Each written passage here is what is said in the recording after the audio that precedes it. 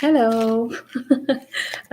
Welcome back to my channel, and I'm so sorry, but I started recording and I was live, and Caden pushed some button and I could not tell if it's still recording. I did not know what was happening, so I finally just closed it out and started over. So we're starting over, so I'll just delete the other one and clear it out. But it's kind of sad because we had a whole conversation going on, me and Mandy, my daughter Mandy. That was sad, but yeah.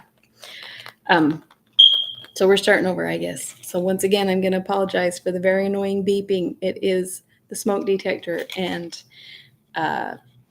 we are going to get it fixed. But it's like Charles said, why would I fix it when I pay rent? And that's part of what they do, is fix that kind of stuff. Why would I go buy batteries for it?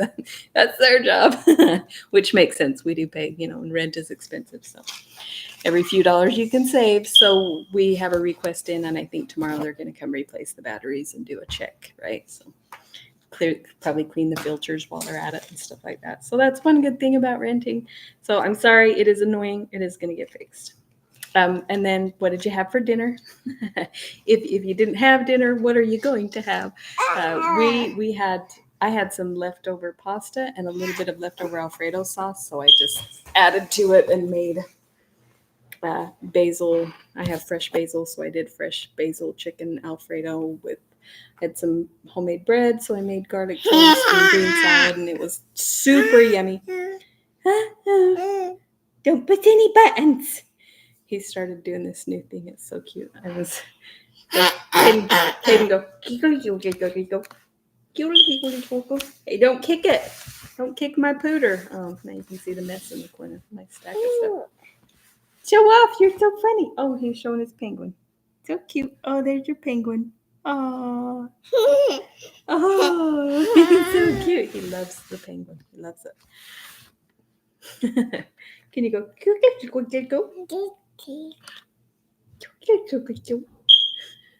You just started doing that. So what do you see? What's going on? Anyway, I did show these off already, but I'm going to do it again. So we'll start with, he loves my stuff. We're going to start with these cute, I know the lighting's not great. Hey, did you check them on the floor? Don't do that, baby. These cute, for God's sake, seashells. My goodness, I lost the word. They're seashells again. He dropped them on the floor. You think that's funny? You're just showing off your penguin. For heaven's sake. How am I going to reach him, you little monkey? Okay, maybe I'll get him when we're done and show him off. Or he's going to get down and hand them to me. Oh, my heavens. I'm sorry. We are having a rough time tonight, let me tell you. Oh, okay, here we go. Yeah, like I say, we keep it real here. Whatever's going on is what's going on. Okay, so we have these cute little, for heaven's sake. My goodness, I am having a struggle showing these off. They have blue seashells in them, and I put a little bit of glitter in the bottom, so they're sparkly, and then they're just in the oval. So they have the metal frame, and then the seashell set inside with the resin. So they're really, really cute. And, I'll show you about the size that they are. If you were wearing them, they hang down about. I know. Hey, just say, please help me get up. Please help me, Mama. Please help me, Mama. Ask nice. Okay. So chapters 13 and probably 14, I think. It kind of depends on how long they are. Don't push buttons. You messed me up last time. What? There's Kaden. Say hi. Hi. Oh, you just want to show off your penguin again, huh? Yeah, he loves his penguin. Is that your penguin? Oh, it's so cute. Yep. Oh, it's so cute. Okay, well, I'll start over with chapter 13 and 14. Little recap. Evelina embarrassed, humiliated herself with a sort of, hey, be nice. Oh my goodness, he's so grumpy. Sort of faux pas. She refused to dance with one guy and then danced with the next, which is a big no-no. Okay. He's so happy until I'm right ready to hate him. So grumpy. Oh. Is this how it's going to be? Sideways? Very unflattering view of chubby mama? Huh? Where are you going? Okay, we'll start over. And Tess said she loves the accent, so I'll keep doing it, even though I'm not so great at it. Oh, there he goes. Oh, it's going to play. Oh. Did you fall down? Oh, now I have to comfort him. Uh-oh. Did you fall down? Did you slap your hands? Did you fall and smack your hands? Here, I'll kiss it. I'll kiss it. Can't make it better, huh? Oh, my goodness. Yeah. Okay. Oh, now you want to go play? Hey, just don't fall down this time. See ya. Bye-bye. Okay, we're going to try again. All right. Chapter 13. Evelina in continuation. Tuesday, April 12th. My dear sir, we came home from the ridotto so late, or rather so early, that it was not possible for me to write. Indeed, we did not go, you would be frightened to hear it, till past 11 o'clock. But nobody does, a terrible reverse of the order of nature. We sleep with the sun and wake with the moon. The room was very magnificent. The lights and decorations were brilliant, and the company gay and splendid. But I should have told you that I made many objections to being of the party, according to the resolution I had formed. However, Maria laughed me out of my scruples, and so once again I went to an assembly. Sis, it's just annoying in the background if you have something playing. Miss Mervyn danced a minuet, but I had not the courage to follow her example. In our walks I saw Lord Orville. He was quite alone, but did not observe us. Yet, as he seemed of no party, I thought it was not impossible that he might join us. And though I did not wish much to dance at all, yet as I was more acquainted with him than any other person in the room, I must own I could not help thinking it would be infinitely more desirable to dance again with him than with an entire stranger. To be sure, after all that had passed, it was very ridiculous to suppose it even probable that Lord Orville would again honour me with his choice, yet I am compelled to confess my absurdity by way of explaining what follows. Miss Mervyn was soon engaged, and presently after a very fashionable, gay-looking man, who seemed about 30 years of age, addressed himself to me, and begged to have the honour of dancing with me. Now Maria's partner was a gentleman of Mrs. Mervyn's acquaintance, for she had told us it was highly improper for young women to dance with strangers at any public assembly. Indeed, it was by no means my wish so to do, yet I did not like to confine myself from dancing at all. Neither did I dare refuse this gentleman, as I had done Mr. Lovell, and then, if any acquaintance should offer, accept him. And so, all these reasons combining, induced me to tell him, yet I blush to write it to you, that I was already engaged. So she told him she turned off all the lights, and now my lighting's not good. Do you want to go turn on the kitchen light? So she told him somebody else had already asked her to dance. I mean, that's, but they hadn't. Just, that's how she thought she would refuse him, so he'd leave her alone, but it didn't work. By which I meant to keep myself at liberty to dance or not, as matters should fall out. I suppose my conscience betrayed my artifice, for he looked at me as if incredulous, and instead of being satisfied with my answer, and leaving me according to my expectation, he walked at my side, and with the greatest ease imaginable began a conversation, in the free style which only belongs to old and intimate acquaintance. But what was most provoking, he asked me 1,000 questions concerning the partner to whom I was engaged, and at last he said, "Is it really possible that a man whom you have honoured with your acceptance can fail to be at hand to profit from your goodness?" What are you doing? She's such a helper. Nice heart. I felt extremely foolish, and begged Mrs. Mervyn to lead to a seat, which she very obligingly did. Sis, don't do it in front of my face, okay? I mean, I know it's not the prettiest face, but I'm reading, so it's kind of rude. I felt extremely... The captain sat next her, and to my great surprise, this gentleman thought proper to follow and seat himself next to me. "What an insensible," continued he. "Why, madam, you are missing the most delightful dance in the world. The man must be either mad or a fool. Which do you incline to think him yourself? Neither, sir, answered I, in some confusion. He begged my pardon for the freedom of his supposition, saying, I really was off my guard from astonishment that any man can be so much and so unaccountably his own enemy. But where, madam, can he possibly be? Has he left the room, or has not been he been in it? So he just won't. She thought he would just leave her alone when she said, "Oh, I'm dancing with somebody else." But instead, he's following her around, saying, "Where is it? Who is it? Why did he not? Why is he not dancing with you?" So he's kind of being a jerk. Indeed, sir, said I peevishly, I know nothing of him. I don't wonder that you are disconcerted, madam. It is really very provoking. The best part of the evening will be absolutely lost. He deserves not that you should wait for him. I do not, sir, said I, and I beg you not to. Mortifying indeed, madam, interrupted he. A lady to wait for a gentleman.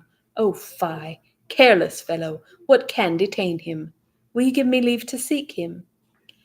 If you please, sir, answered I, quite terrified lest Mrs. Mervyn should attend to him, for she looked very much surprised at seeing me enter into conversation with a stranger. With all my heart, cried he. Pray, what coat has he had? What coat has he on? Indeed, I never looked at it. Out upon him, cried he. What, did he address you in a coat not worth looking at? What a shabby wretch! How ridiculous! I really could not help laughing, which I fear encouraged him, for he went on. Charming creature! And can you really bear ill usage with so much sweetness? Can you, like patience on a monument, smile in the midst of disappointment? For my part, though I am not the offended person, my indignation is so great that I long to kick the fellow round the room, unless, indeed, hesitating and looking earnestly at me, unless, indeed, it is a partner of your own creating. So he's calling her out.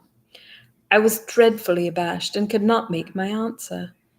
But no, cried he, again, and with warmth, it cannot be that you are so cruel. Softness itself is painted in your eyes. You could not surely have the barbarity to wantonly to trifle with my misery. I turned away from this nonsense with real disgust. Mrs. Mervyn saw my confusion, but was perplexed what to think of it, and I could not explain to her the cause, lest the captain should hear me. I therefore proposed to walk. She consented, and we all rose. But would you believe it? This man had the assurance to rise too, and walk close by my side, as if of my party. Now, cried he, I hope we shall see this ingrate. Is that he? Pointing to an old man who was lame. What are you doing? Hey, don't show my code. Code is a No, don't tell. You don't tell me. I'll just change it so you don't know it if you're going to tell everybody. Would you help him get up? Is that he? Pointing to an old man who was lame. Or that? And in this manner he asked me of whoever was old or ugly in the room. I made no sort of answer, and when he found that I was resolutely silent, and walked on as much as I could, without observing him, he suddenly stamped his foot, and cried out in a passion, Fool! Idiot! Booby! Sorry, that sounds funny. Yeah, that was an insult back then. I turned hastily toward him. Oh, madam, continued he, forgive my vehemence, but I am distracted to think there should exist a wretch who can slight a blessing for which I would forfeit my life. Oh, that I could but meet him! I would soon, but I grow angry. Pardon me, madame, my passions are violent, and your injuries affect me. So he's like, oh, he asked you to dance, and then he's not dancing with you, and so he's all indignant on her behalf, but really, he kind of knows that she just made it up. So now he's just kind of harassing her because she refused to dance.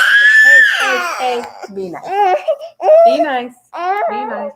He wants my full attention. Full attention. Only look at me, Mama. Hey, don't put your feet on the pooter. What are you doing? Say hi. Say hi.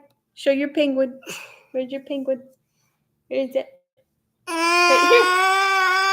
Oh, did you hurt your little finger? I'm sorry. I love you. You're silly, baby. Where's your penguin? Where's your penguin? Sit. Is that you? Hi, Kaden. Hi, baby. Don't Here, What are you doing? Don't put. Oh, you little pumpkin. pop it. Oh, a puppet. Hey, what's that? I began to apprehend he was a madman, and stared at him with the utmost astonishment. I see you are moved, madame, said he. Generous creature, but don't be alarmed. I am cool again. I am indeed.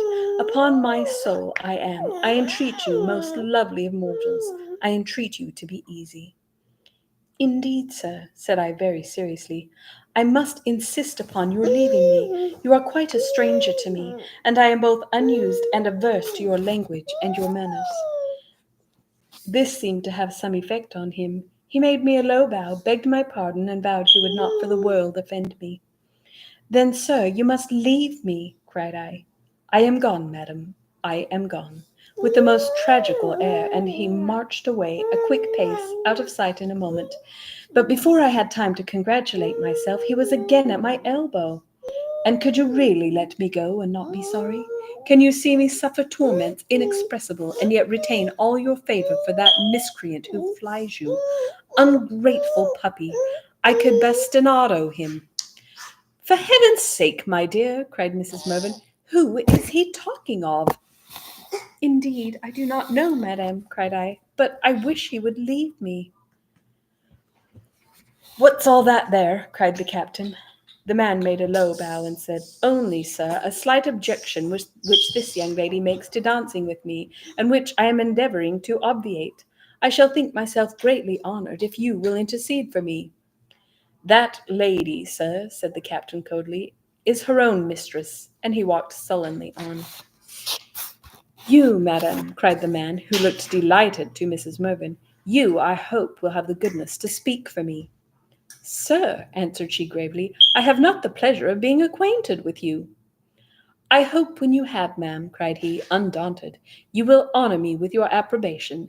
But while I am yet unknown to you, it would be truly generous in you to countenance me, and I flatter myself, madam, that you will not have cause to repent it.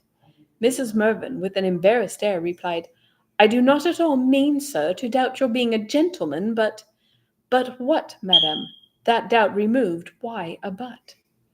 Well, sir, said Mrs. Mervyn, with a good-humoured smile, I will even treat you with your own plainness, and try what effect that will have on you. I must therefore tell you, once and for all. Oh, pardon me, madam, interrupted he eagerly. You must not proceed with those words, once for all.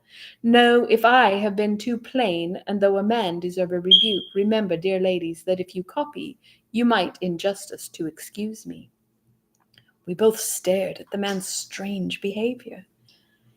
Be nobler than your sex, continued he, turning to me. Honour me with one dance, and give up the ingrate who has merited so ill your patience.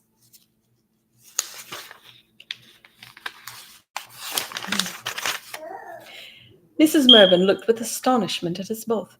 Who does he speak of, my dear? You never mentioned.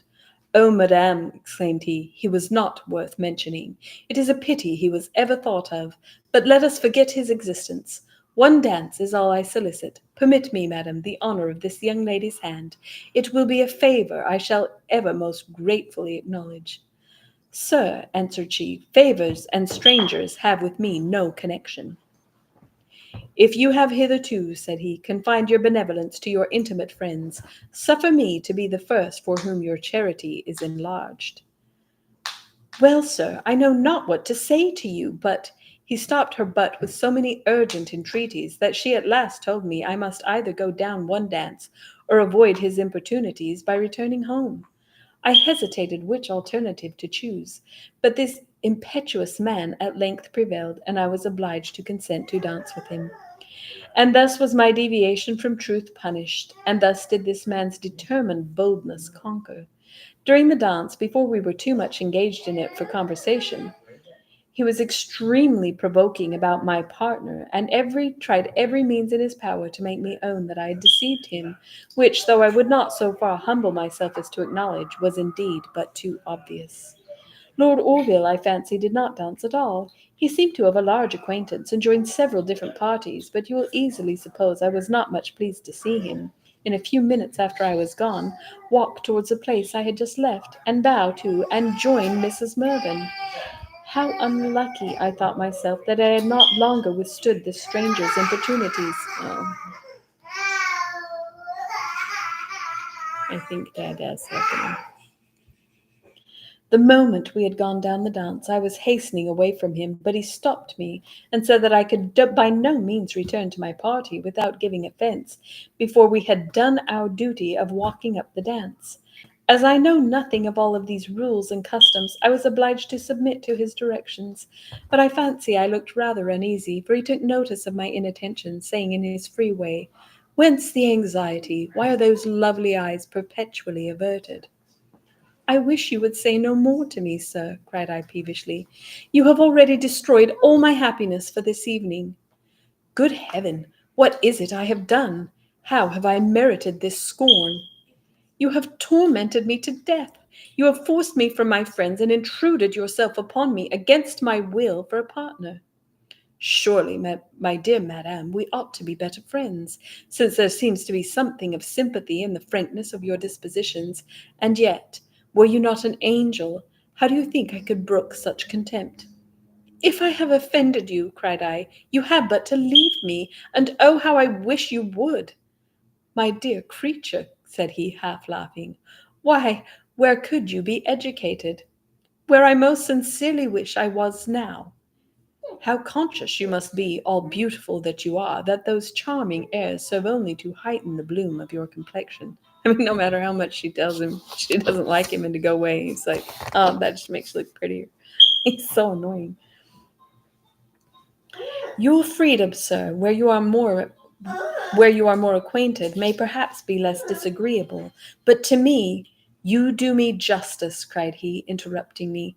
"Yes, I do indeed approve upon acquaintance. You will hereafter be quite charmed with me. Hereafter, sir, I hope I shall never—" "Oh, hush, hush! Have you forgotten the situation in which I found you? Have you forgot that when deserted I pursued you, when betrayed I adored you? But for you, sir, I might perhaps have been happy. What then, am I to conclude that but for me your partner would have appeared? Poor fellow, and did my presence awe him? I wish his presence, sir, could awe you. His presence, perhaps then you see him."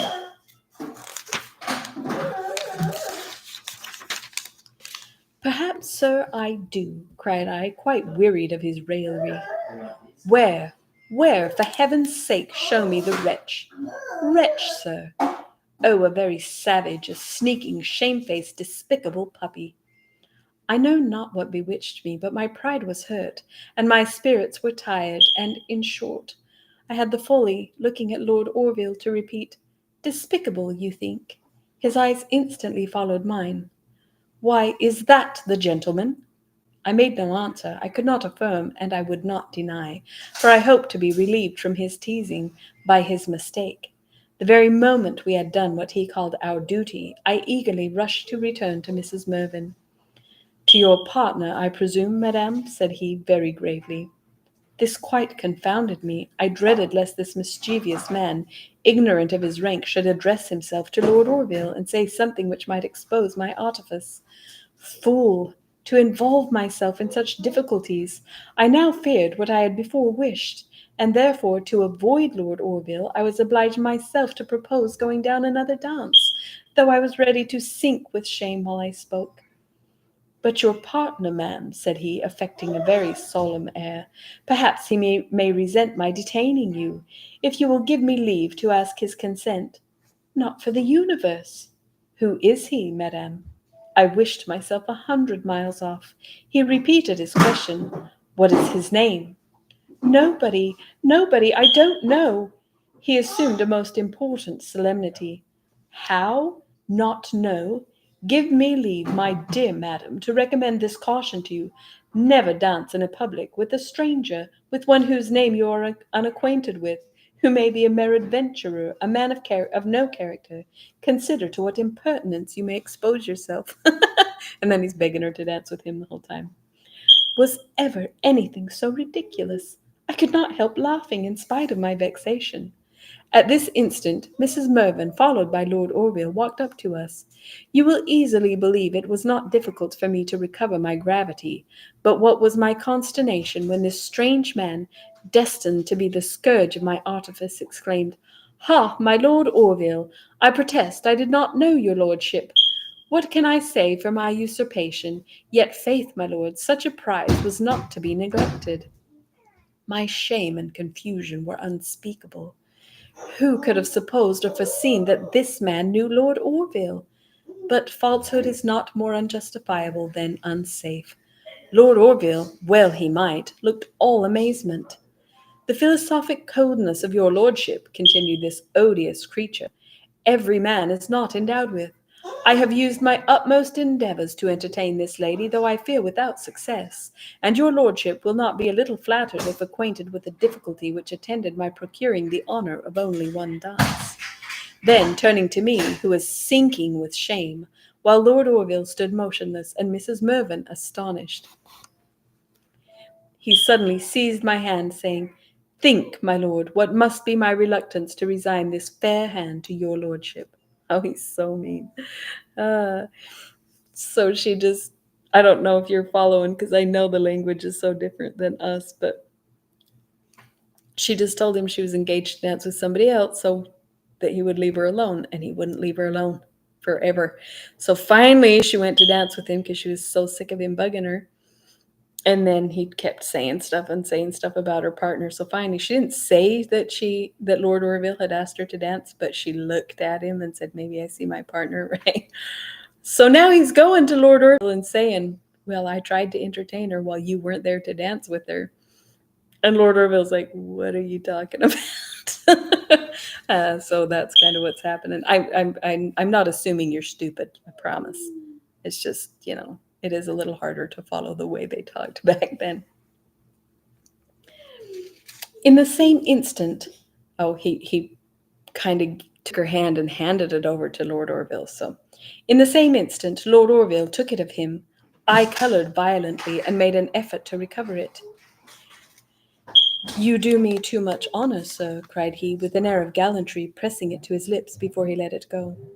"However, I shall be happy to profit by it, if this lady," turning to Mrs. Mervyn, "will permit me to seek for her party." To compel him thus to dance I could not endure, and eagerly called out, "By no means, not for the world. I must beg—" "Will you honour me, madame, with your commands?" cried my tormentor. "May I seek the lady's party?" "No, sir," answered I, turning from him. "What shall be done, my dear?" said Mrs. Mervyn. "Nothing, ma'am, anything, I mean—" "But do you dance or not? You see his lordship awaits." "I hope not. I beg that I would not for the world. I am sure I ought to—" I could not speak. But that confident man, determined to discover whether or not I had deceived him, said to Lord Orville, who stood suspended, "My lord, this affair, which at present seems perplexed, I will briefly explain. This lady proposed to me another dance. Nothing could have made me more happy. I only wished for your lordship's permission, which, if now granted, will, I am persuaded, set everything right." I glowed with indignation. "No, sir, it is your absence, and that alone can set everything right." "For heaven's sake, my dear," cried Mrs. Mervyn, who could no longer contain her surprise, "what does all this mean? Were you pre-engaged? Had Lord Orville—" "No, madam," cried I, only I did not know that gentleman, and so I thought— I intended— I—" Overpowered by all that had passed, I had not strength to make my mortifying explanations, and my spirits quite failed me, and I burst into tears. Poor girl. They all seemed shocked and amazed. "What is the matter, my dearest love?" cried Mrs. Mervyn with the kindest concern. "What have I done?" exclaimed my evil genius, and ran officiously for a glass of water. However, a hint was sufficient for Lord Orville, who comprehended all I would have explained. He immediately led me to a seat, and said in a low voice, "Be not distressed, I beseech you. I shall ever think my name honoured by your making use of it." Oh, that's so dang nice. He's so nice.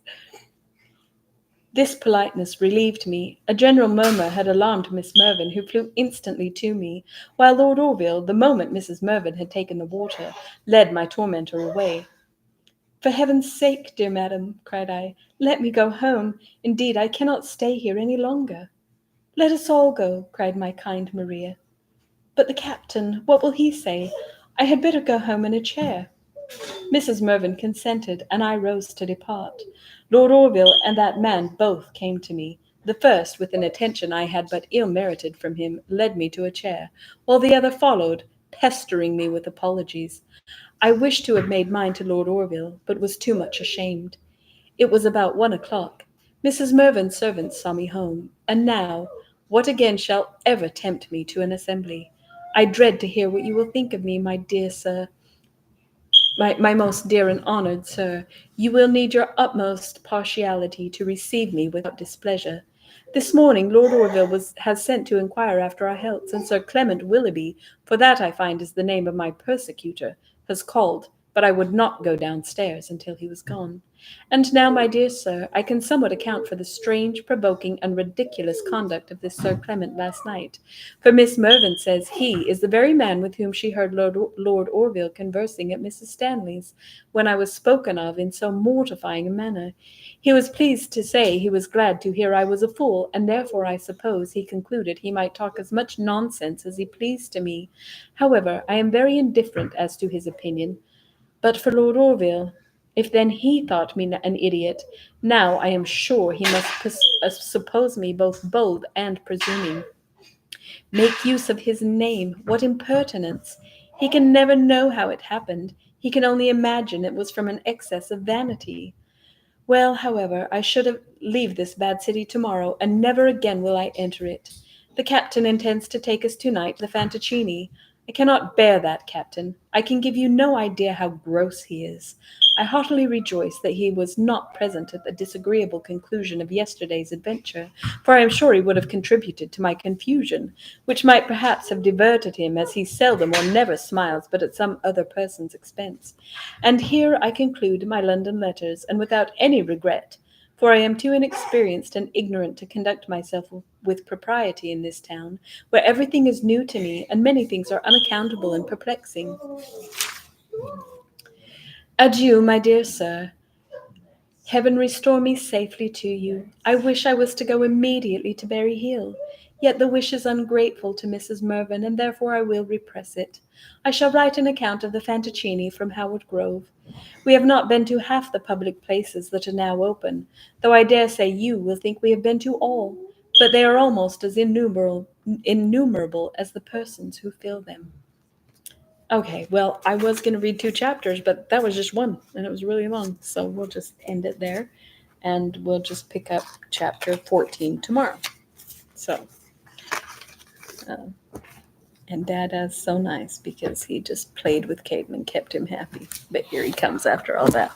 Oh, and I was going to show these off, pick these up and show them off really quick. So, look at these cute earrings, pink and blue. Kind of a reddish pink with the adorable little blue. All right, dice. They have teeny little blue dice on the bottom. And then these super cute little hearts. Oh, the lighting is so bad. I've got to get a good setup eventually, people. But you can see they have little red metallic flakes in them. Suspended. See how cute that is? Yeah, they're so cute. Okay, anyway, yeah. And then I don't even remember if I showed this or not, so I'll show it again. The necklace with the red and white seashells in it. See how cute those are? You like that, don't you? Oh, well. Oh, wow. Oh, wow. Oh, wow. You're silly, baby. Okay.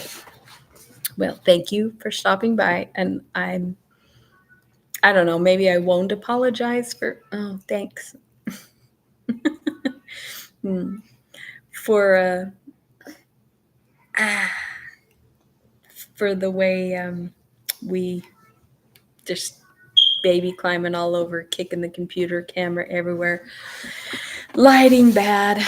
It's just, like I say, we don't do anything fancy. We're just real over here. So this is life. There's the baby.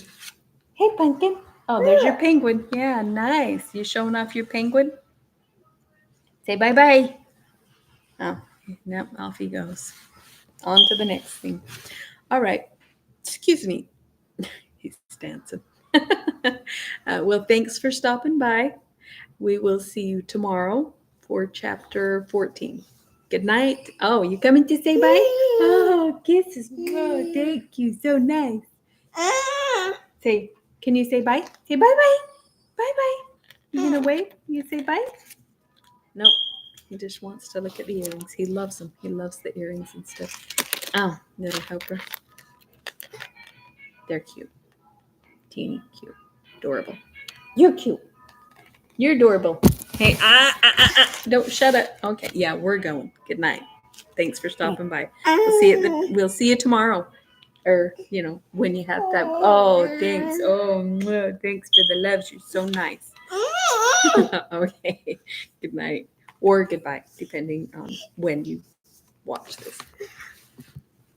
Oh, you're a pumpkin. Yeah.